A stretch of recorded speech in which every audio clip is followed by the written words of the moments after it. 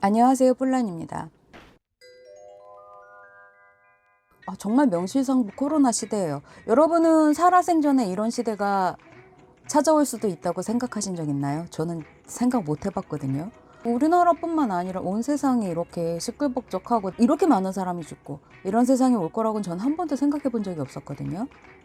근데 생각해보면 옛날에는 전염병이 옛날부터 굉장히 무서웠던 증거는 우리의 옛날 문학에도 잘 나와 있죠. 처용. 처용에 대한 이야기가 처음 나온 것은 삼국유사, 이련 스님이 쓴 삼국유사에 실려 있습니다. 제가 이련 스님에 대해서 조금 찾아봤어요. 이 스님이 지금 그 경상북도 군위 거기에 있는 인각사라는 절에서, 근데 그 인각사라는 절도 굉장히 유서가 깊더라고요. 선덕여왕 때 원효 스님이 세우셨대요. 근데 어쨌든 그 인각사라는 절에서 주로 머무시면서 삼국유사를 썼다. 인각사가 삼국유사로에 있어요. 경상북도에는 삼국유사로라는 그런 길이 있더라고요. 자, 때는 신라 49대 헌강왕 때입니다. 헌강왕 때는 도대체 어떤 때일까요? 헌강왕이 875년에 즉위를 했어요. 그리고 신라는 935년에 망합니다. 그러니까 100년도 안 남았죠, 신라가 이때는. 100년도 안 남은 그런 기간이고, 게다가 보면 897년 효공왕 때, 이때부터 궁예 그리고 견훤 이 사람들에게 영토를 뺏기면서 후삼국 시대로 들어가잖아요. 그러니까 이제 신라가 굉장히 안정이 되었고 굉장히 번성하고, 그러다 못해서 고인물이 되어서 썩어가기 시작했다, 이런 얘기 되겠습니다. 그 와중에 처용호가 유행했다는 건 무슨 의미일까요? 자, 어쨌든 그게 무슨 의미인지는 처용의 이야기를 듣고 생각을 해보시면 될 것 같습니다. 처용의 이야기는 어떤 이야기냐면요. 자, 신라 헌강왕 때 왕이 사람들을 데리고 바닷가로 소풍을 갔습니다. 개운포, 지금은 개운포라고 이름을 붙인 그 바닷가예요. 울산. 그래서 울산 바닷가로 놀러를 갔는데 갑자기 날씨가 너무 안 좋아졌다는 거예요. 너무 안 좋아서 어느 정도냐? 아니, 그 뻔한 동네에서 길을 잃어버릴 지경으로 날씨가 안 좋았다는 거예요. 한 치 앞이 안 보일 만큼 날씨가 안 좋았다는 거예요. 그래서 일관을 불러서 물었대요. 이게 뭐냐? 왜 이러냐? 일관이라고 그러면 이게 날일자에다 그 관리하는 관자를 쓰거든요. 일관은 무엇일까요? 일관은 날일자를 써서 그러니까 해님 관리, 해님 담당 관리. 근데 생각해 보셔야 될 게, 이때는 물론 불교가 굉장히 번성할 때죠. 불교가 굉장히 번성할 때인데, 그래도 아직까지 그런 기존의 종교 이런 것이 다 없어지지는 않아서 일관이 있는 것일 수도 있겠죠. 우리 김유신 장군 여친 이름이 천관녀라고 그러잖아요. 근데 천관이 그 한자를 보면 하늘의 관리란 얘기거든요. 하늘의 여자 관리예요.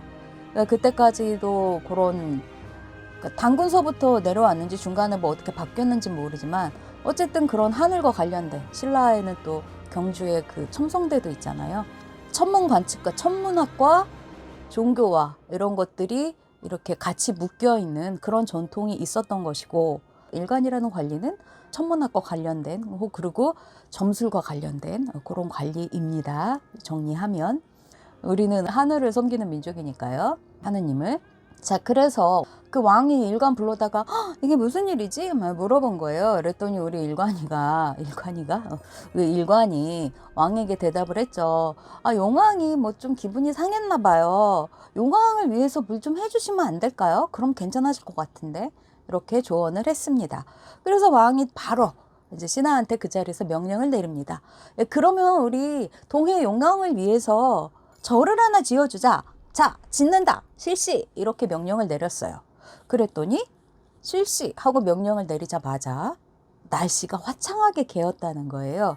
그래서 그 바닷가 이름이 개운포인 거죠. 구름이 거친, 10개자, 구름이 거친 포, 바닷가, 이런 얘기입니다. 자, 그래서 개운포에 그렇게 해서 개원포가 됐고요. 어쨌든 그러고선 이제 용왕이 기분이 좋잖아요. 그리고 이제 자기를 위해서 절을 지어준다니까 7명인가 뭐 아들들을 쫙 데리고 바다에서 이제 이렇게 나와가지고 홍강왕한테 고맙다고 인사를 합니다. 나를 위해서 절을 지어준다니 참 좋은 생각이요. 막 이랬나 봐요. 그러면서 그 7명의 아들들이 악기를 연주하면서 춤추면서 노래를 해줬대요. 그 홍강왕한테 감사를 표시하기 위해서. 그리고 그 아들 중에서 막내? 뭐 하여간 큰아들은 아니죠.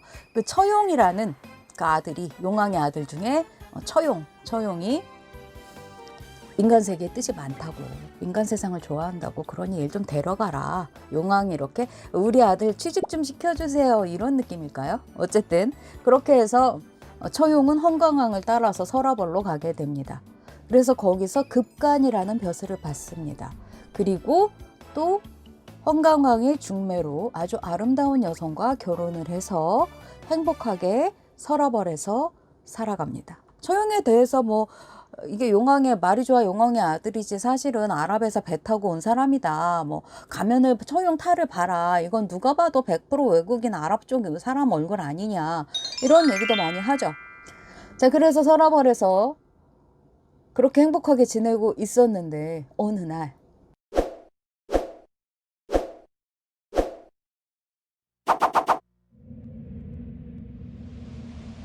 집에 들어갔는데 안방의 문을 딱 열고 들어갔는데 다리가 4개가 있더래요. 다리가 4개가. 다리가 이렇게. 그래서 원래는 다리가 2개만 있어야 되는데 4개가 있는 거예요. 그래서 너무 처용이 놀라서 거기서 멱살을 잡거나 발로 다 뭐 때려 부수거나 이럴 수도 있지만 처용은 조용히 나와서 그 방을 나와서 춤추면서 노래를 불렀답니다. 그 처용가라는 그 향가, 처용가 그 노래를. 그랬더니 그 방 안에 있던 다리 2개는 누구였느냐? 걔는 바로 역신이었다는 거예요. 역신은 전염병의 신입니다. 그래서 그 전염병의 신이 처용의 노래를 듣고 나와서 처용 앞에 무릎을 꿇고 절을 하면서 관대한 처용이시여 막 이러면서 그 한마디로 처용의 관대함에 너무나 자기는 감동을 해서 앞으로는 처용의 그 얼굴 모습만 보여도 그 집에는 들어가지 않겠다. 이렇게 얘기를 했다는 겁니다. 자, 그러면 그 집은 어떻게 되겠어요? 처용의 얼굴 모습이 보여서 전염병의 신이 그 집에 들어가지 않으면 그 집은 전염병에서 안전하겠죠. 그래서 사람들이 집집마다 대문 앞에 처용의 얼굴을 그려서 붙였다. 뭐 이런 이야기가 전해지고 있는 거죠. 여기까지가 삼국유사에 실려있는 처용랑 망해사라는 이야기입니다.